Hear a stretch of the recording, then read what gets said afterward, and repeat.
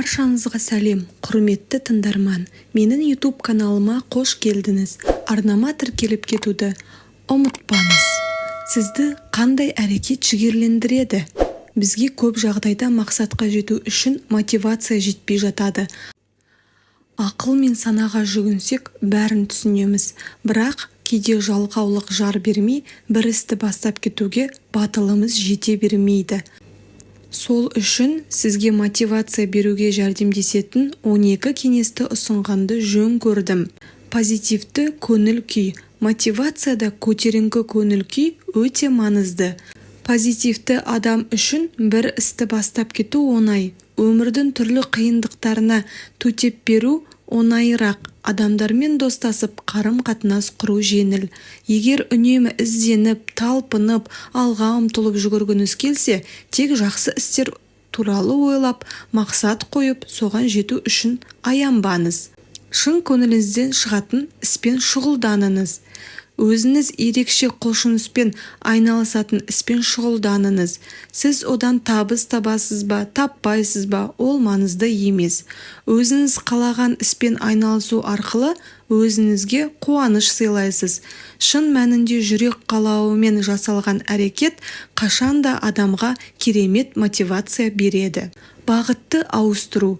Кейде тіпті өзіңізге ұнайтын іс болса да, мотивация жетіспейтін кезең болады. Ондай жағдайда не істеуіміз керек? Сізге бағытты ауыстыру керек. Сіз бір орында тым ұзақ уақыт отырып қалдыңыз. Жұмыс ауыстырыңыз, не болмаса ақыл ойға салатын қызметтен бизнеске ойысыңыз. Мүмкіндігінше басқа іспен шұғылдануға тырысыңыз. Өміріңізді күрделендіре бермеңіз. Артық және қажет емес атақтан арылыңыз. Өзіңіз қиялдан құрастырып алған жетістіктен құтылыңыз.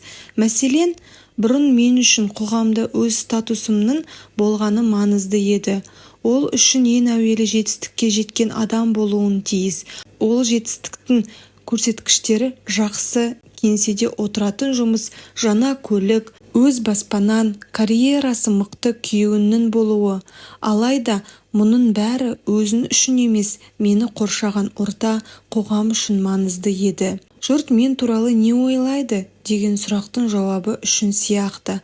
Ал қазір ондай түсінік мен үшін маңызды емес. Менің өмірім қарапайым, есесіне менің көңіліме жағады. Гармония пайда болды, жан дүнием тыныш.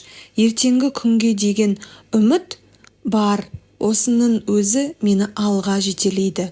Спортпен шұғылданыңыз. Сіз спортпен шұғылданғанда денеңізде эндорфин атты бақыт гормоны өндіріледі. Егер күйзелістің белгілерін байқап, өзіңізді нашар сезінсеңіз, жүгірумен шұғылданыңыз. Спортқа жазылып, бассейнге барыңыз. Спортқа сонша ынтық болмасам да, өзімді мәжбүрлі түрде көндіремін. Себебі бақытқа жетудің тегін әдісі деп санаймын. Мотивация беретін фильмдер қараңыз. Біздің өмірімізде киноның мәні зор. Мотивация беретін қаншама тағдырлар туралы фильмдер бар. Соларды қараңыз. Жігеріңізді арттырып, мотивация беретін фильмдерден кейін бірден көңіл күйіңіз көтеріліп, пайдалы бір іспен шұғылдануға ынта пайда болады. Дұрыс тамақтаныңыз. Таң қалмасқа амал жоқ. Тамақтанудан да мотивация алуға болады. Құнарлы әрі пайдалы ас әуелі көңіл күйге, сосын жұмыс күнінің өнімділігіне әсер етеді. Суды көбірек ішіңіз. Көкөніс пен жеміс жидек көбірек тұтынуға тырысыңыз. Ішкі ағзаны тазалауға тырысыңыз. Бұл қадам дәрігер мен дәріге көп шығынданудан сақтайды. Жақсыдан үйреніп, жаманнан жиреніңіз. Пайдасыз телебағдарламалар мен ұзын сонар телехикая қарауды қойыңыз. Сары басылым оқымаңыз. Өмірге орынсыз өкпелеуден арылыңыз. Біреуді сынап мінеуден тыйылыңыз. Мұның бәрі алтын уақытыңызды босқа өлтіреді. Одан да бос уақытыңыз шыға қалса, оңаша қалып, өмір туралы ойлануға машықтаныңыз. Өзіңізді дамытумен шұғылданыңыз. Мотивация үшін рухани кемелденуге тырысыңыз. Пайдалы әрі жігерлендіретін кітаптар оқыңыз. түрлі курстар мен тренингтерге жазылып, мүдделес адамдармен араласыңыз. Табиғатқа жақын болыңыз. Табиғат аясына шығып, саф ауамен тыныстау қашанда денсаулыққа пайдалы.